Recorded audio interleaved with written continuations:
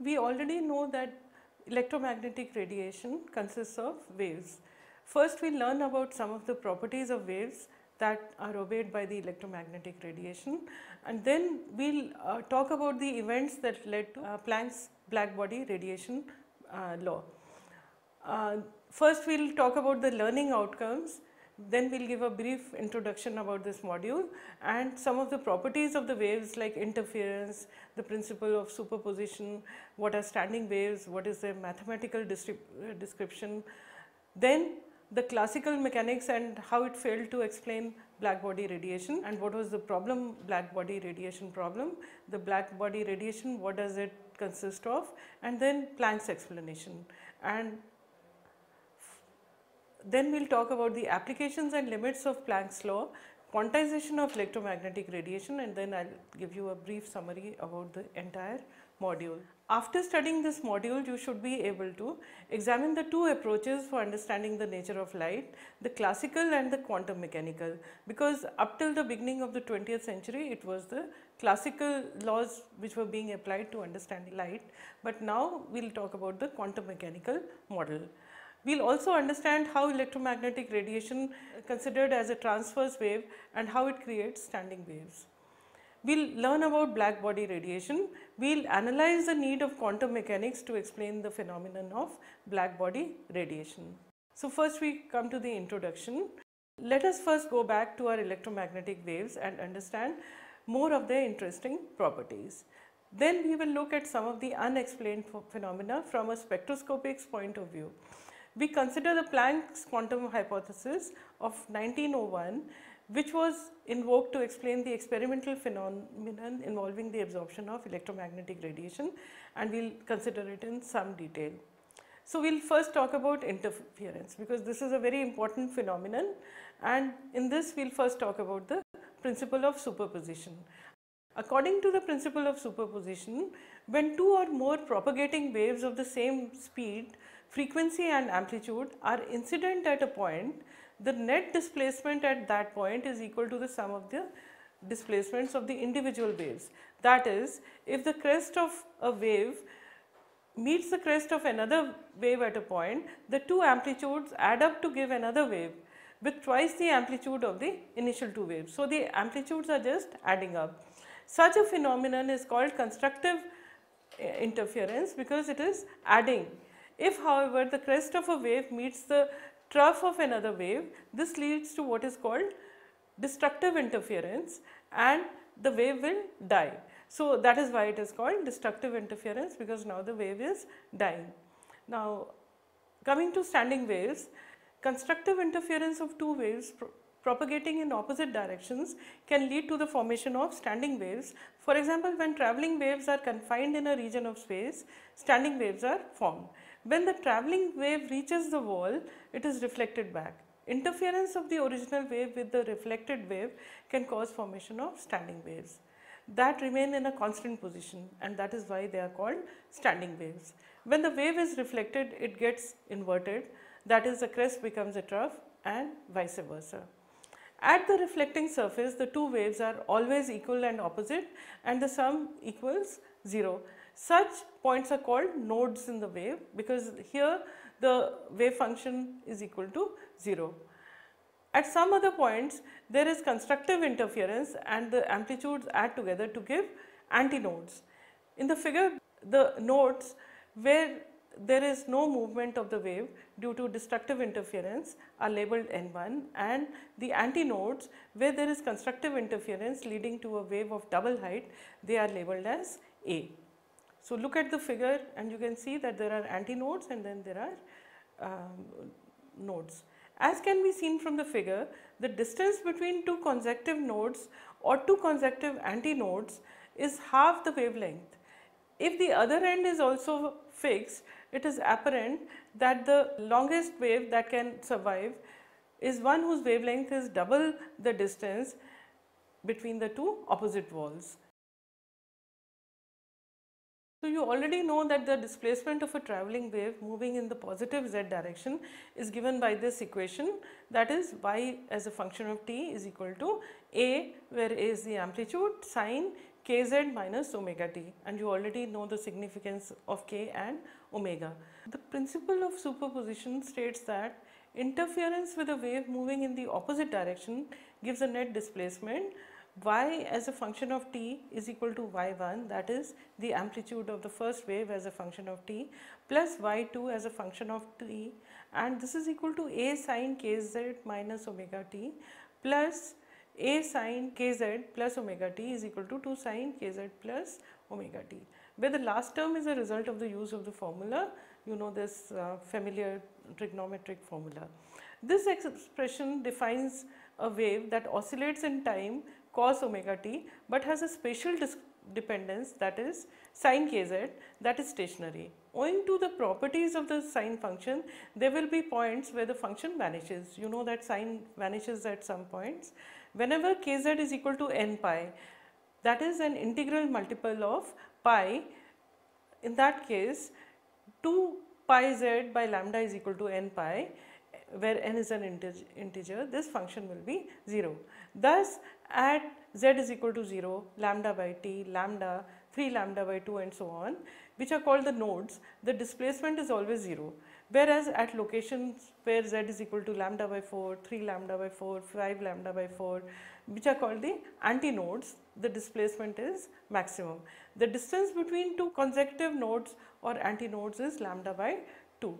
We have seen that the first wave has lambda is equal to 2L. The next wave that can exist would have a wavelength equal to L. Thus, only those waves whose wavelengths satisfy the condition L is equal to n lambda by 2 or lambda is equal to 2L by n, only they can exist. Frequencies of the waves that are integral multiple of the fundamental frequency, or simply it is also called the fundamental, are called harmonics or overtones. Let us see what this implies. The three waves shown above have wavelengths equal to 2L, L and 2L by 3 respectively, and each successive wavelength adds a node. Thus, there are no waves with wavelength larger than twice the length of the cavity. However, while the wavelength can never exceed 2L, there is no such limit on the shortest wavelength. It can be anything, because n can take on any integer value, and adding nodes to reduce the wavelength could proceed ad infinitum. It could go on and on and on. The figure shows the allowed wavelengths in multiples of lambda. So, these have been plotted, and you can see that for shorter lambda they keep on becoming closer and closer to each other.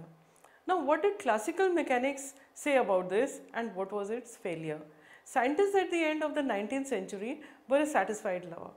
Why were they? Because they had, as they believed, deciphered most of the laws of science, and this is now called classical physics. Newtonian mechanics had been extended by Comte Joseph Lagrange and Sir William Hamilton. Count Rumford and James Joule had demonstrated the equivalence of heat and work. See, this is the whole body of work that classical physics had done, and in all branches of science. Josiah Gibbs had developed what is now referred to as classical thermodynamics, because subsequently there was also a statistical thermodynamics, and it is still in an essentially unchanged form. We still study it. James Clerk Maxwell had developed his relations which unified the field of optics with electricity and magnetism. And when did he do this? He did this in 1865. Now, Heinrich Hertz had demonstrated the wave-like nature of light. Remember, he was the one who discovered radio waves, and this he had done in 1887.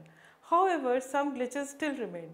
The scientists believed that these could be resolved once more precise calculations were performed.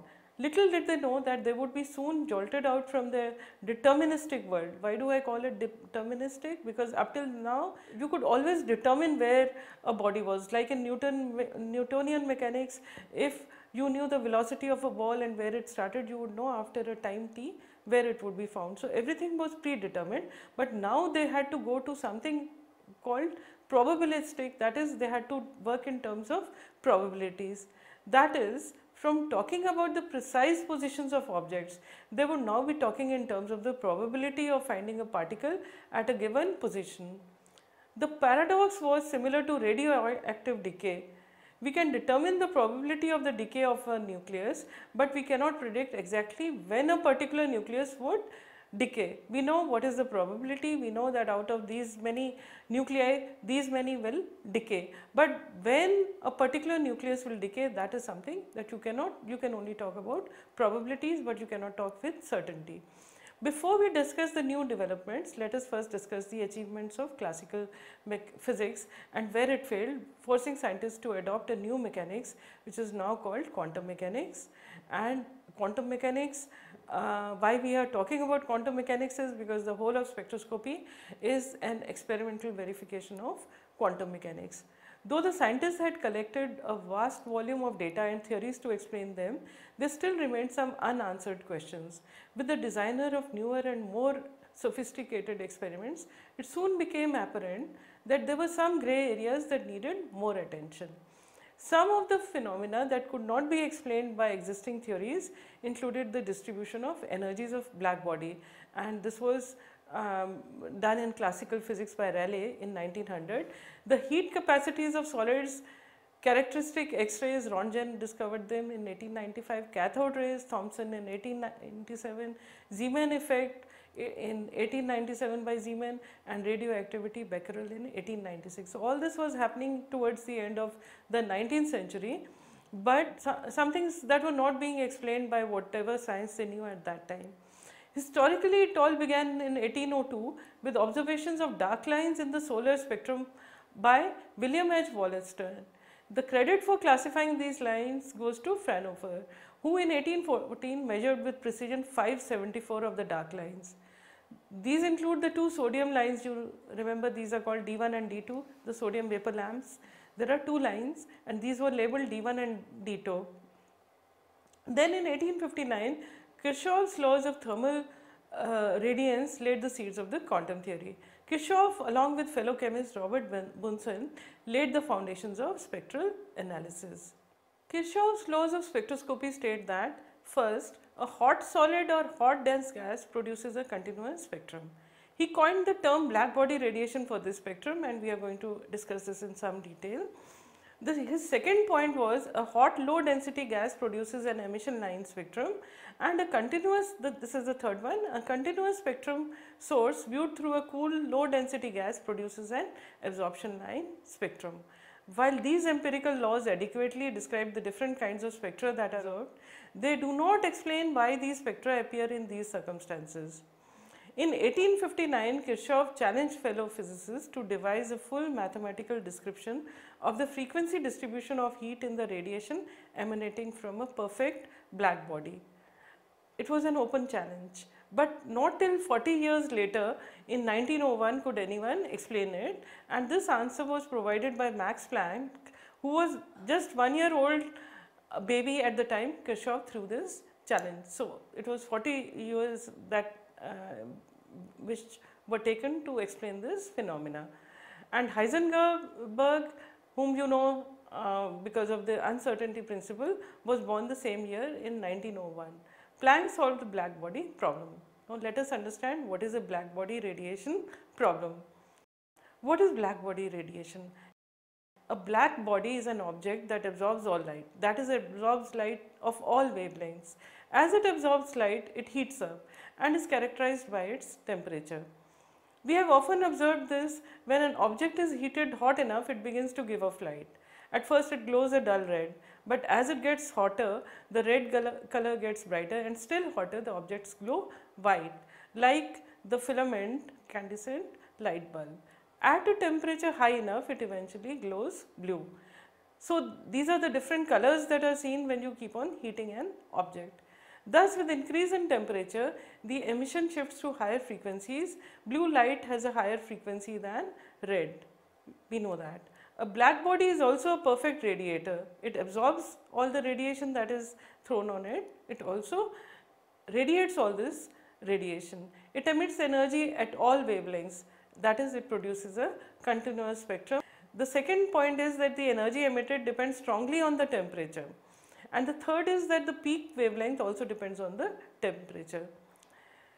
To appreciate the use of black body radiation, note that ordinary thermometers cannot be used for measuring high temperatures such as stellar temperatures, because in those In stars, the temperatures are too high, you cannot use the ordinary thermometer that you use for measuring your body temperature. If we can somehow relate the peak of the black body spectrum to its temperature, then we can measure temperature in these stellar, in the stars and so on. Now, how do we model a black body? Suppose you cut a small hole into a cavity, and this is one of the most realistic examples of a black body, as none of the radiation can escape from it. You have a closed ball in which you have made a hole, and that is the only hole that is there, and so all the radiation that falls on it is absorbed completely. Now, what happens to this radiation? The radiation is absorbed by the walls of the cavity, causing a heating up of the cavity walls. The atoms in the walls of the cavity vibrate at frequencies characteristic of the temperature of the walls. The atoms then re-radiate the energy at the new characteristic frequency. The emitted thermal radiation characterizes the equilibrium temperature of the black body, and as you can see from the figure that at different temperatures the peaks are at different places at different frequencies or different wavelengths. What was the problem in explaining the black body radiation? Let us first understand the Rayleigh-Jeans law and its failure. From a discussion of standing waves in a cavity, it is apparent that the short wavelengths completely dominate the distribution, since they are more likely to be crammed into the space and survive the multiple reflections. So, here you can see that the longer waves, they are smaller in number, but the shorter waves, because if the wavelength is small, they are more likely to reflect back without any interference. So, they are the ones that survive. If we plot the allowed wavelengths 2L by n versus n, we observe a crowding towards the lower wavelengths, that is, the shorter wavelengths dominate. So, this is the plot, and you see that the shorter wavelengths, there is a larger frequency number of points, and as the wavelengths become larger, there is a constant value which is very, very small. According to the classical equipartition theorem, all modes receive an equal portion of the energy, so that the shorter wavelengths consume most of the energy because they are more in number. Each wavelength gets the same amount of energy, but because the shorter wavelengths are more in number, the energy is dominated by the short wavelength radiation. This leads to the Rayleigh-Jeans law, which, while correctly predicting the intensity of total energy of short frequency emissions, predict infinited total energy as the intensity diverges to infinity for high frequencies. This became known as the ultraviolet catastrophe, and this is shown in the figure. Intensity versus frequency for black body radiation at various temperatures, and the Rayleigh-Jeans law illustrating the UV breakdown. So, it is most convenient to discuss the distribution of frequencies in terms of what is called the energy density, which is given a symbol rho, and it is a function of the frequency nu and the temperature T, which is the energy per unit volume of the radiation between nu and nu plus d nu, a small range of frequencies between nu and nu plus d nu. Since it is the radiation density, it is measured in joules for the energy per meter cube for the volume, and these are the SI units. The equation developed by Lord Rayleigh and J.H. Jeans using the concepts of classical physics was rho as a function of nu and T is equal to di by d nu, and this is equal to 8 pi by c cube into nu square into kb, the Boltzmann constant, multiplied by the temperature. C is the speed of light, and we know that it is a very large number, and it is 3 into 10 raised power of 8 meters per second approximately. Kb is Boltzmann's constant, and this is equal to the gas constant R divided by the Avogadro number, and this has a value equal to 1.38 into 10 raised power of minus 23 joules per Kelvin. The above equation is called the Rayleigh-Jeans law, and according to this law, the energy density is proportional to the square of the frequency, contrary to the experimental data, which shows a peak that shifts to higher frequencies with increasing temperature. According to the Rayleigh-Jeans law, it would have kept on increasing because it increases with nu square, so as nu increases, it increases. This failure, called the UV breakdown, was one of the first indications that there were serious flaws with classical mechanics. So, how did Planck explain all this? Max Planck was the first to successfully explain in 1901 the black body radiation Classical physics assumed that the light emitted from the black body was caused by oscillations of the electrons in the object, just like oscillations of electrons in an antenna emit radio waves. It was also assumed that these atomic antenna could oscillate at any frequency because nothing else was otherwise indicated by classical physics. Now, this is the model of the cavity walls, and these Planck called them harmonic oscillators. Planck hypothesized that the energies of the oscillators were discrete and had to be proportional to an integral multiple of the frequency. That is, that the energy was equal to n is an integer, h is Planck's constant that he had devised, and nu is the frequency, and n can have values like 1, 2, 3, etc., any integer. And h is a proportionality constant that later came to be known as Planck's constant. It is one of the most important constants, and it is frequently used in quantum mechanics to explain all phenomena. So, this was the birth of quantum mechanics, and this figure shows that these are the oscillators, these are the energies. The first energy level has an energy equal to 0 because n is equal to 0, then h nu, 2h nu, and so on. This is the first time that we are encountering quantization of energy. Now, thus it is hard for a black body to emit radiation at short wavelengths, that means at high frequency, since higher energies are required to produce each quantum of radiation. This is Planck's formula, because in the higher energy levels you need more energy to reach that energy level. This explains the origin of the ultraviolet catastrophe. At thermal equilibrium, that is at a temperature of T, we know that the probability is given by the Boltzmann constant, that is that the probability of a particular energy E is proportional to E, the exponential of minus that particular energy divided by kBT.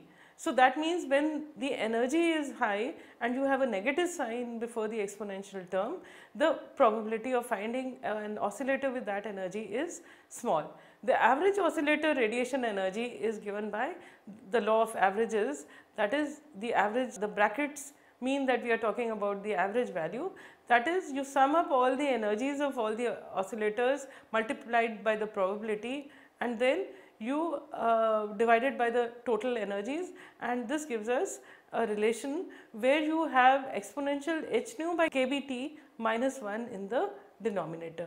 Planck's equation for black body radiation was therefore rho as a function of nu and t is equal to the average value of E of a particular frequency nu multiplied by rho nu, or rho as a function of nu t is equal to 8 pi h nu by c whole cube exponential h nu by kBT minus 1. Now, what are the applications and limits of Planck's law? This equation that I have just talked about is in agreement with experiment, since as nu tends to 0 and h nu by kBT will become small, and because nu is becoming almost 0, and E raised to the power of h nu by kBT minus 1, you can expand it as a Taylor series, and this approximately equals to h nu divided by kB into t, and this is the classical result. Rho nu t you multiply by h nu and nu by c whole cube. So, you get the same term as you got from the classical expression. In fact, the oscillations of electrons in antennas have discrete values as well, but the differences in these values were too low to be noticed by the 19th century equipment, because they did not have very good equipment at that time, but it was there. These are fundamental laws and they are obeyed by all particles, but at that time they did not have very good sophisticated instruments, so they were not able to notice that. On the other hand, in the high frequency limit, when nu tends to infinity, in that case you have this expression, you can make the denominator, you can ignore 1 in comparison with the exponential term, and you have the same term 8 pi h by nu cube by c cube exponential minus h nu by kB t. This is the expression for Wien's energy density at high frequencies. So, this agreed with another classical law, but this was applicable only to higher frequencies. A fundamental quantity is the total radiant energy density rho nu t, which is the radiant energy per unit volume and which can be obtained by integrating this equation. Thus, we can have Rho as a function of t is obtained by integrating over all frequencies, which function, the rho nu t function that we already have, and this when it is integrated over all the frequencies from 0 to infinity, what you get is 8 pi raised to the power of 5 kb raised to the power of 4 divided by 15 h cube c cube, and the whole thing is multiplied by t raised to the power of 4. So now the term in parentheses, because they are all fundamental constants, it equals 7.56 into 10 raised to the power of minus 16 joules per meter cube per Kelvin raised to the power of minus 4. Thus, rho nu t d nu is the energy density of radiation in the frequency range between nu to nu plus d nu, and it has SI units of joules per meter cube per second inverse. We can derive another law known as the, at that time, as the Stefan-Boltzmann law, which was deduced from thermodynamics to state that the total emitted power per unit area is proportional to T raised to the power of 4. So, we have already got this, and total power per unit area is equal to beta T raised to the power of 4, where beta is equal to 5.67 into 10 raised to the power of minus 4 joules per meter square Kelvin raised to the power of minus 4 per second. Planck's radiation law can also be expressed in terms of the wavelength. Since nu is equal to c by lambda, d nu is equal to minus c d lambda by lambda square, and then you can substitute this to get rho as a function of lambda t, and this is given in equation, and rho as a function of lambda and t has the units joules per meter raised to the power of minus 4. Thus, rho as a function of lambda and t d lambda is the energy density of radiation in the wavelength range lambda to lambda plus d lambda. The radiant energy density as a function of wavelength can be plotted now. So, as we have seen that the maximum shift with the temperature to different wavelengths, and it shifts to shorter wavelengths when the temperature becomes higher. The maximum, the position of the maximum you can obtain by differentiating this function rho lambda t with respect to lambda and putting the expression this equal to 0, the derivative equal to 0. Lambda max turns out to be hc divided by a constant 4.9663 kb into 1 by t, and this is just the Wien's displacement law, which states that lambda max into t is equal to 2.898 into 10 raised to the power of minus 3 meter Kelvin, and which has been known for a long time. Now, these were all known expressions, but there were no explanations for them. Planck's distribution law was able to give them. This equation is regularly used in astronomy to estimate the surface temperature of stars. Like I said, you cannot use ordinary thermometers for that, but you can use this Wien's displacement law to find the temperature of the stars. So, the experimental facts which were known at that time were satisfactorily explained by Planck's law. Thus, Planck's law could explain most phenomena observed at that time, yet there were not many takers for his theory. In fact, he was also not convinced. And it may be added that later calculations showed that some corrections needed in his expression, because a harmonic oscillator has 0 point energy, which he failed to take into account. Nevertheless, his radical law immortalized him and provided the only plausible explanation for black body radiation. So now we will use all these things that we have learned just now, Planck's radiation law, to understand the quantization of the electromagnetic radiation. As we said that Planck's radiation law led to the birth of quantum mechanics, and today all phenomena are explained using quantum mechanics. But when you are looking at larger objects, it does not have any significance, you can use classical laws. Now, Planck's explanation that the distribution of energies of electromagnetic radiation in a cavity requires the quantization of energy led to a new mechanics called quantum mechanics, which explains the microscopic structure of matter and dynamics of processes. Its success lies in the fact that no experiment till date has proved it wrong. So, there are no derivations for quantum mechanics, but we have never found it to fail anywhere. That means that it must be correct. Planck's theory was quickly followed by the application of quantization to atomic and molecular phenomena. Modern chemistry relies on quantum mechanics for the description of most phenomena. Applications today include advanced materials, semiconductors, superconductors, nanomaterials, chemicals, pharmaceuticals, radiation, microwaves, lasers, radio waves, communication, imaging, diagnostics and therapeutics. So, today almost everything, all the new phenomena that you are learning about is based on quantum mechanics. You have to appreciate Planck's contribution in making us aware of all these things, because all the advanced materials that we are producing, all of them rely on quantum mechanics. But appreciate this, at that time not even Planck was completely convinced about his theory. It was just something that he needed to explain mathematically, and it was a mathematical necessity and the only possible explanation for the observation of black body radiation. And I will just quote from him. It was an act of desperation. For 6 years, I had struggled with the black body theory. I knew the problem was fundamental and I knew the answer. I had to find a theoretical explanation at any cost, except for the inviolability of the two laws of thermodynamics. This is what Max Planck said in 1931, 30 years after his theory. The other scientists of that time, including Einstein, were equally skeptical. However, as more evidence piled up, they were left with no option but to accept this new theory. You may wonder why we are talking about quantum mechanics when our study revolves around spectroscopy. The answer is simple. If there is no quantization, there is no spectroscopy, because if the energy levels are not quantized, all radiation would be absorbed and emitted. We do not learn anything about the molecule, about matter that we are trying to study, because all radiation would be absorbed and emitted by all matter. Spectroscopy is an experimental verification of the laws of quantum mechanics.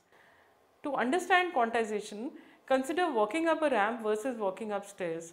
When you walk up the stairs, you have to go one step at a time. You cannot move half a step or 1/4 of a step. But when you are walking on the ramp, how much you move at a time depends upon your step length, which could be anything. A turtle sitting on a ramp can have any height above the ground, and so any potential energy. A turtle sitting on a staircase can take on only discrete energies. Energy is required to move the turtle up the steps. That results in absorption of radiation. Energy is released when the turtle moves down the steps. This leads to emission of radiation, because as you see, energy is related to the frequency of radiation. So, radiation provides the energy for absorption, and radiation is emitted when emission takes place. Only discrete amounts of energy are absorbed or released. Energy is said to be quantized. So, finally, I will just give you a brief summary about this module. Two or more propagating sine waves of the same speed, frequency and amplitude travelling in opposite directions can create a standing wave. The second is, a black body is an object that absorbs and emits energy at all wavelengths and is characterized by temperature. A relation between the peak in the black body spectrum and its temperature can give us a means of measuring the temperature. The Rayleigh-Jeans law, which, while correctly predicting the intensity of short frequency emissions, predicted infinite total energy as the intensity diverges to infinity for high frequencies. This is known as the ultraviolet catastrophe.